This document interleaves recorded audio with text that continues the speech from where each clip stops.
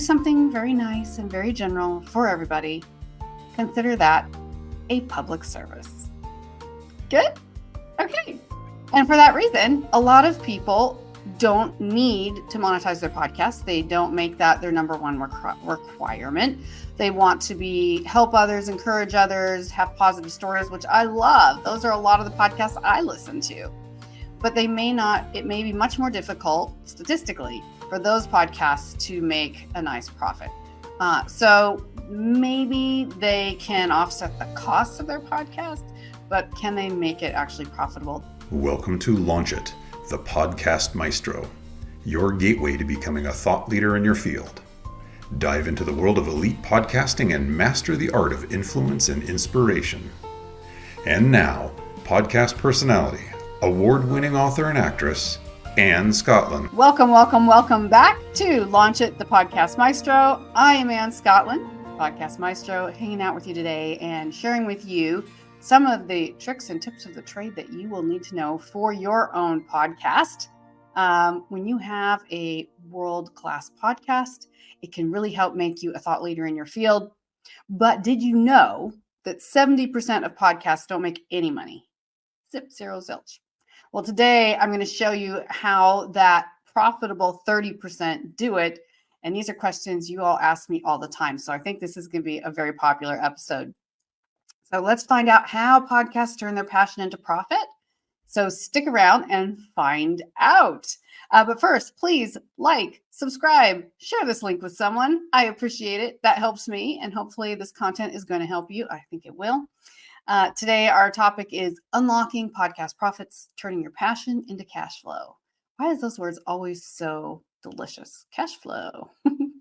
Well, last week we talked about understanding your audience a little bit, and we talked about consistency in your programming and how that really gives you power within your niche, and having an audience that is coming in for a very consistent message. And this is going to play a huge role in what I'm talking about today in how to monetize.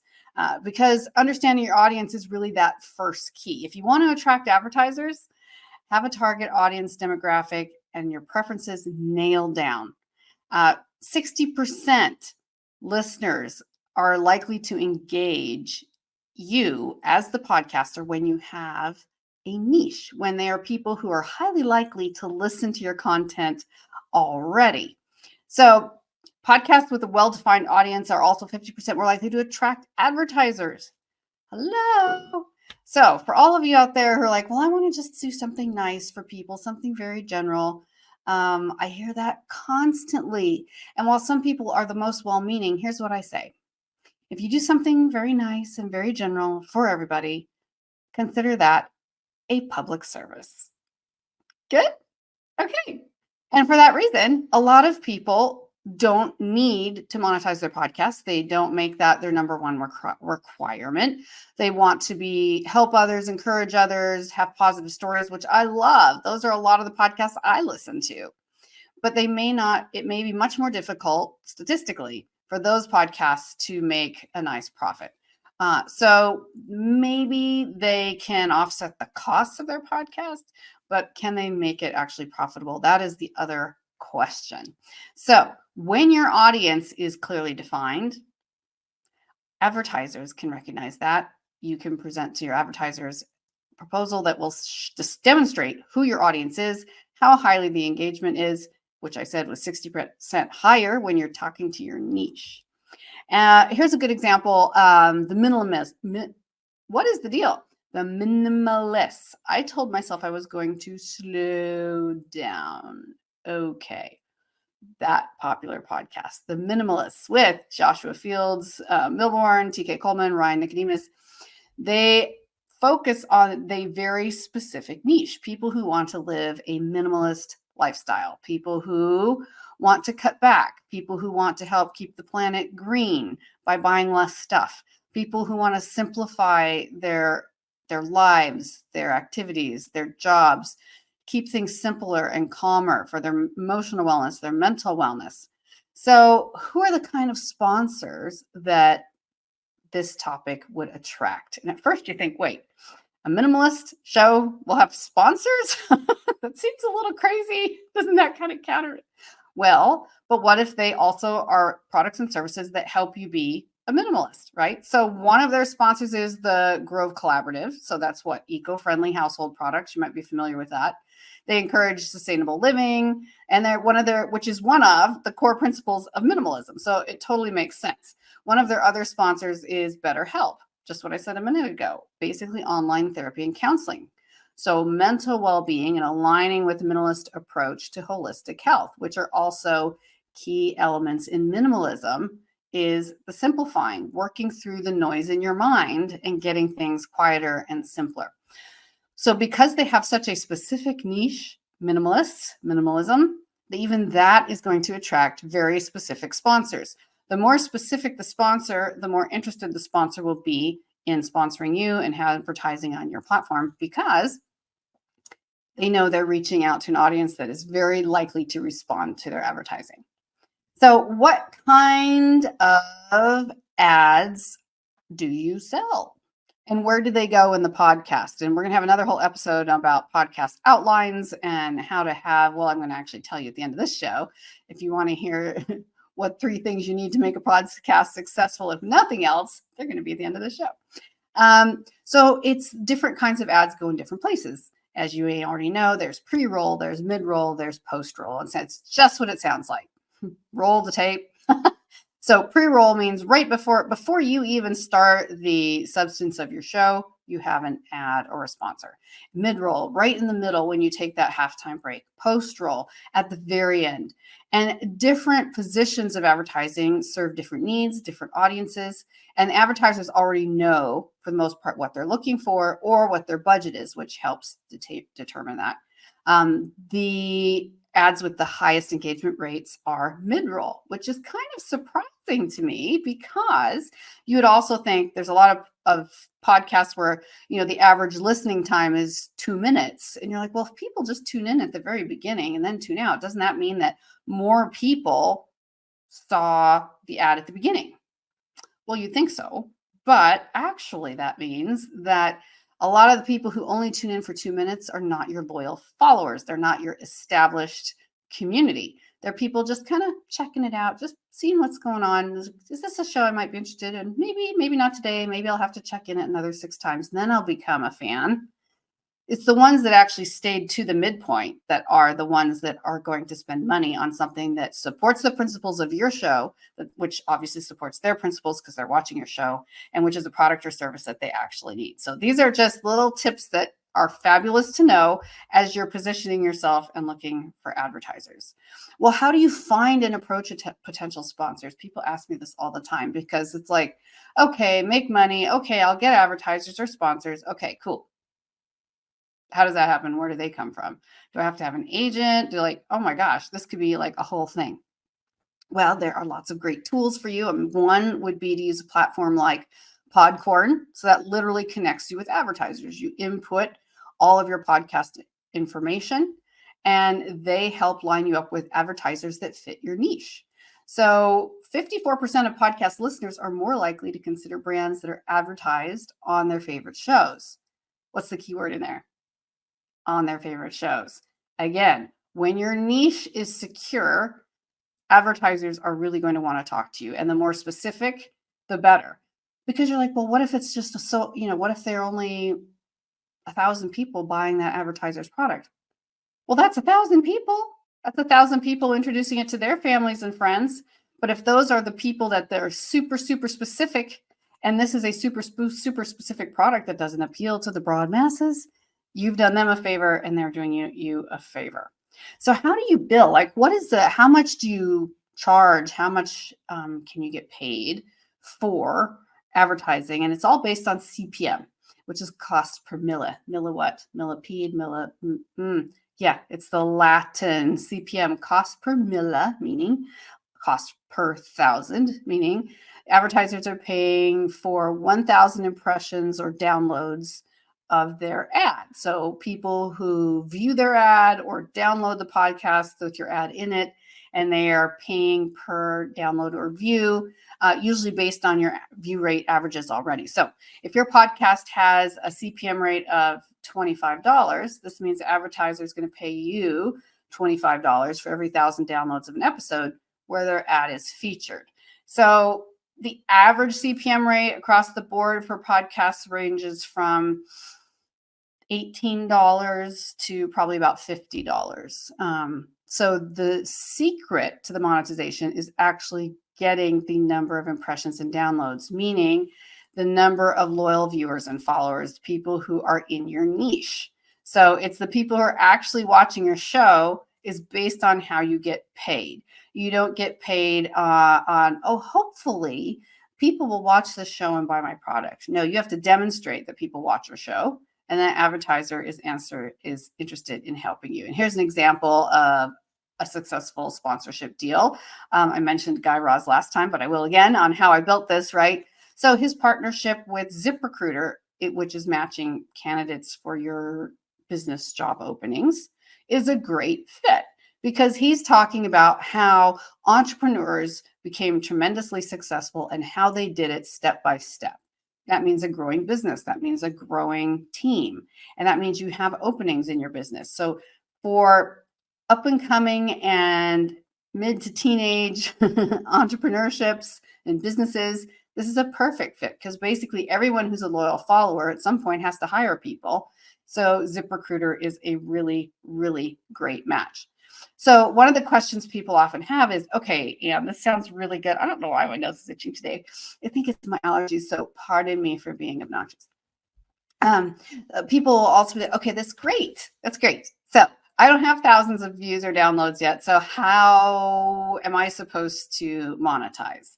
And there's so many different ways to monetize. I'm not even going to be able to cover them all here because it can be for so many different reasons. And before I go to our commercial break, I'm just going to give you a couple more opportunities to think about ways to monetize. So it's not always in advertisers and specific dollar figures. It can also be based on how your brand overall is growing and becoming successful. And this depends very much on whether your podcast is an interest, a sideshow to your main business or to your main career. Is this a public service? Is this something that you're using to sell your book? Because even if you have a small niche, but those people have discovered your podcast, and even 5% of them were to buy your book or look at your book ads, then that is a huge win. So just having a podcast can drive book sales. It can also help you if you're a speaker. It gives you legitimacy. It gives you a platform, right? So there's so many other ways that you can monetize, but it's a little less overt, sometimes a little more difficult to quantify, but still good. So when I come back, I'm going to give you, though, some midpoint ways for monetizing. So what can you do if you're not just trying to sell your book, and that's why you have a podcast, but you're also not to that point where you're attracting, Nike and the big advertisers. What can you do if you're new or starting out to get funding and to raise money to get paid? So when I come back, we will talk more about this, and I'm going to use this opportunity for this commercial to show you how you can also promote your own services and your own products in your own show. So you can sometimes alternate other sponsors with sponsoring your own products and services so people know where to find you, how to find you, and exactly what it is you do. Or this would be where you would put your book. This would be where you would put an upcoming appearance that you're going to have, etc. So check it out. This is our first commercial break, and I'll be right back. Picture this. You have worked your whole life to become an expert, a leader, a change maker, but you're so busy, most people will never discover you to recognize your work. Anne Scottlin, founder of Podcast Maestro, understands this challenge. With a decade of Hollywood experience and a proven track record as a business coach, Anne turns seasoned professionals into thought leaders through the art of podcasting. Podcast Maestro offers plug-and-play services, handling everything from pre-production to distribution, so you can focus on your message while Anne and her team manage the rest. Leverage Anne's Hollywood production knowledge, strategic business insight, and social media expertise to amplify your reach and impact.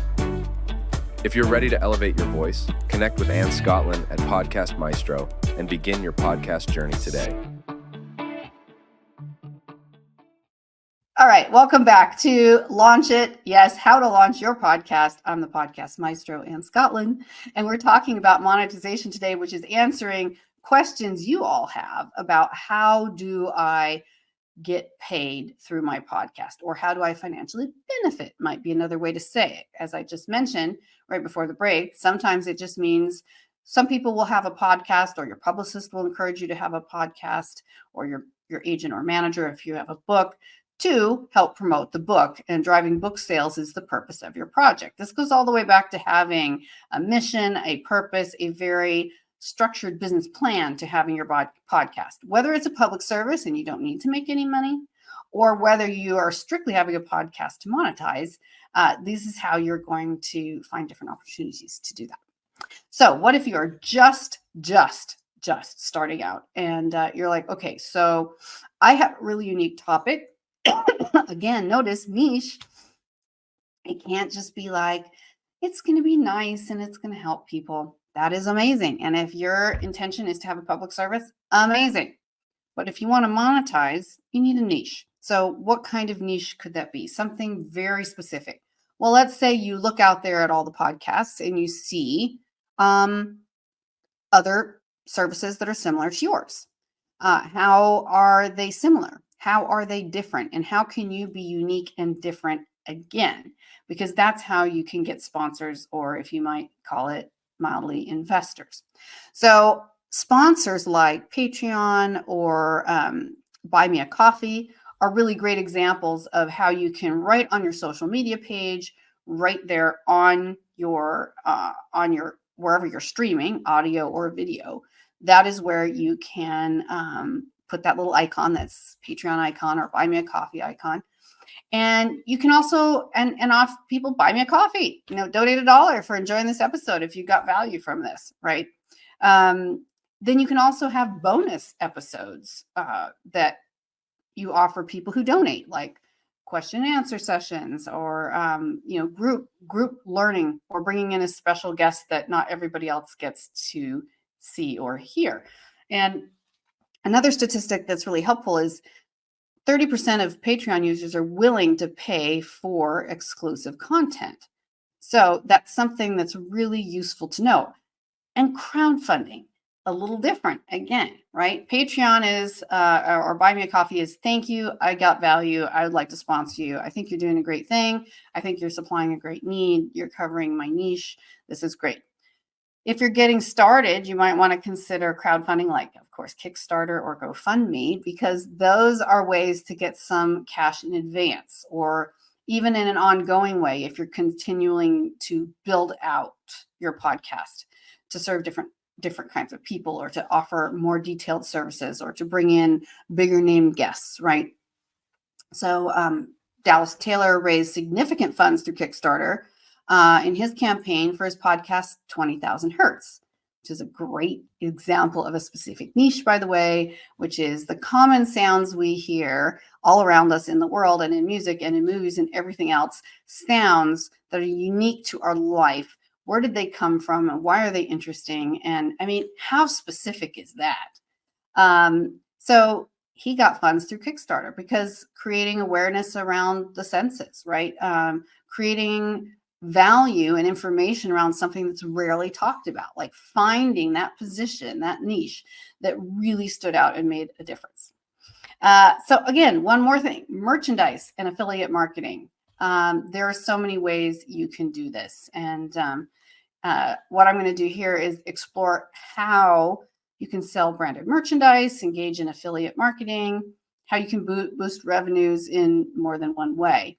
So when you create a podcast that your audience already loves, it becomes much easier to promote those relevant products and earn commission. So you can sell branded merchandise, right? The most basic t-shirts, mugs, stickers, right? And how do you do that? What kind of platforms can you use to make that an easy step? Well, there's Teespring, and that's T-E-E, like the t-shirt, right? Easy to remember, Teespring, Shopify, of course.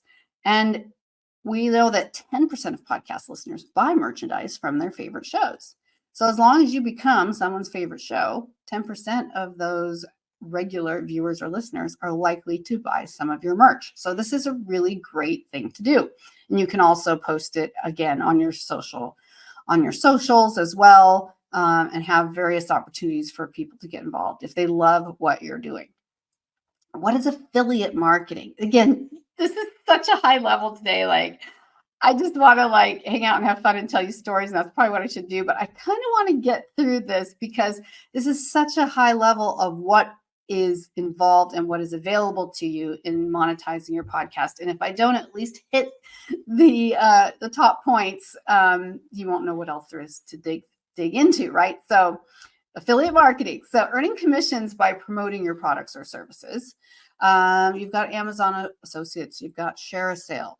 So you can earn commissions by just promoting verbally. You know this from radio. You know this from other podcasts that you watch or listen to, right? So you yourself say, be sure to check out, I've been using this product or service. This made a huge difference, a huge impact for me. I love my microphone and you guys should check it out too. It's amazing.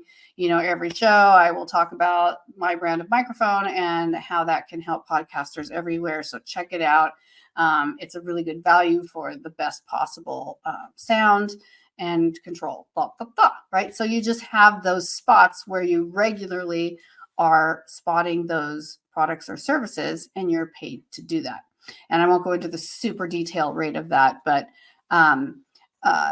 these are people that would be your affiliates.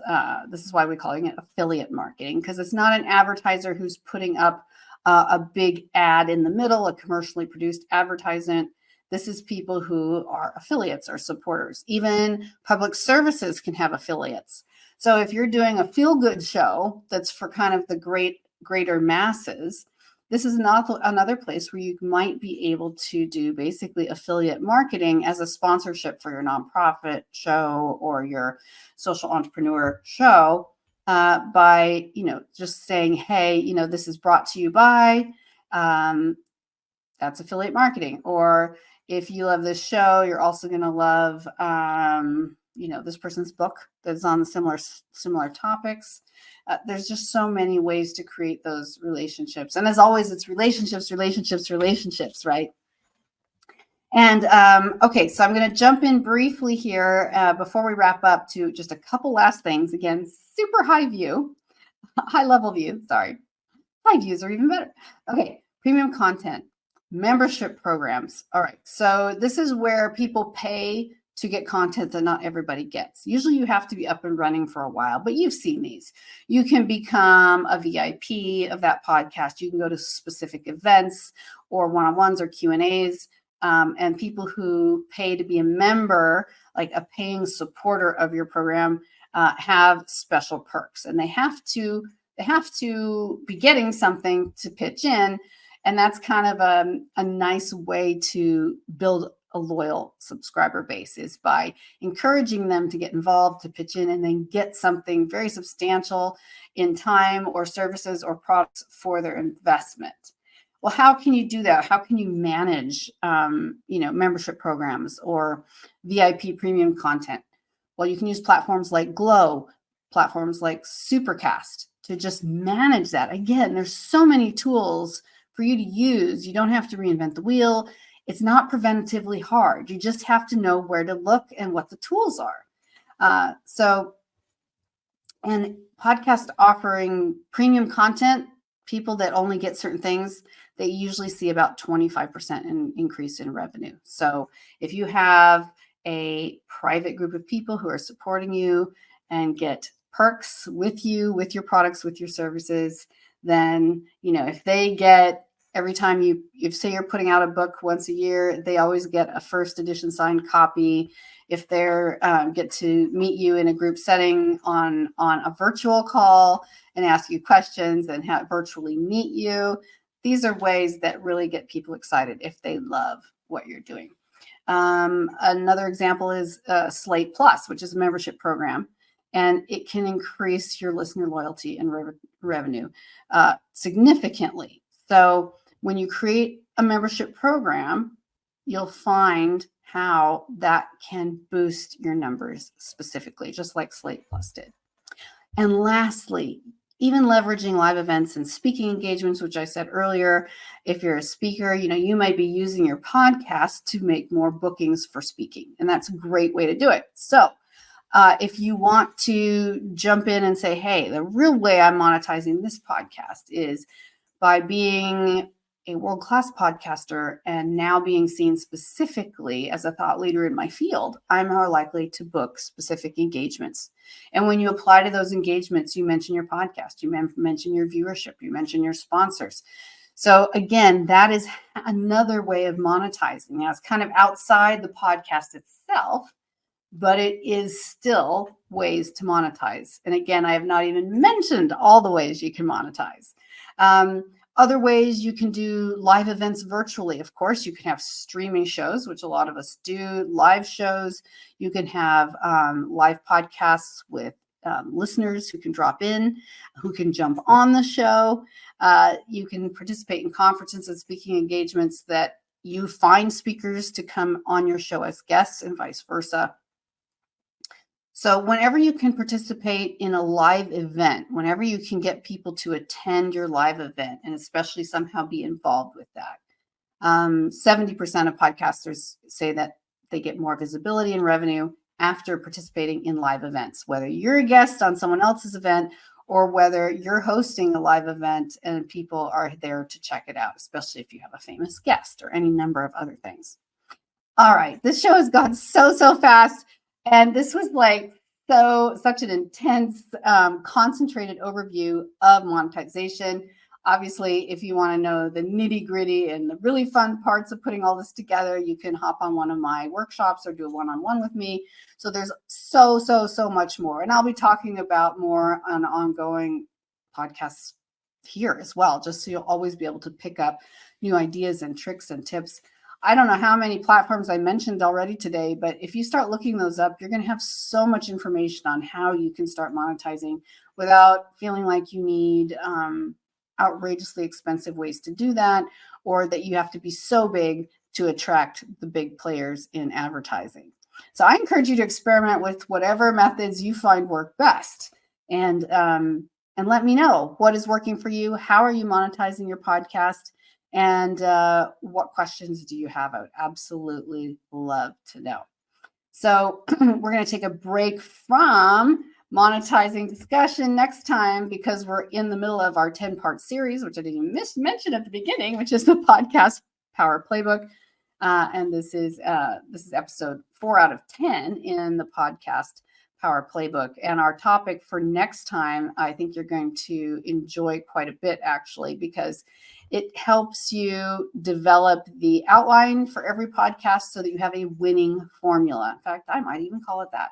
But it's basically, my rough draft title is Podcast Perfection, Crafting the Ultimate Hook, Line, and Sinker. So you're going to want to know, what is that formula? How can I do it? And how can I keep people always coming back for more? I probably should have divided this episode into 6 episodes. Maybe we'll do that down the line. Or again, you can jump into my workshop and get all of this. Thank you so much for being here today. As always, it's such a delight to have you here, to get your comments, to see my new subscribers coming in. And please do subscribe, send me a comment. Shoot me a personal email if you like, and also share this link with someone else who either is a podcaster or maybe someone who has always wanted to start a podcast. And come back again next time. We always stream on Wednesdays, 9 a.m. Pacific. That's 12 noon Eastern, 5 p.m. GMT. Thank you so much for joining me here on Launch It, the Podcast Maestro, in this special edition, the Podcast Power Playbook. I can't wait to see you next time. And in the meantime, I will be watching for your comments and responding. All right, cheers. See you next time.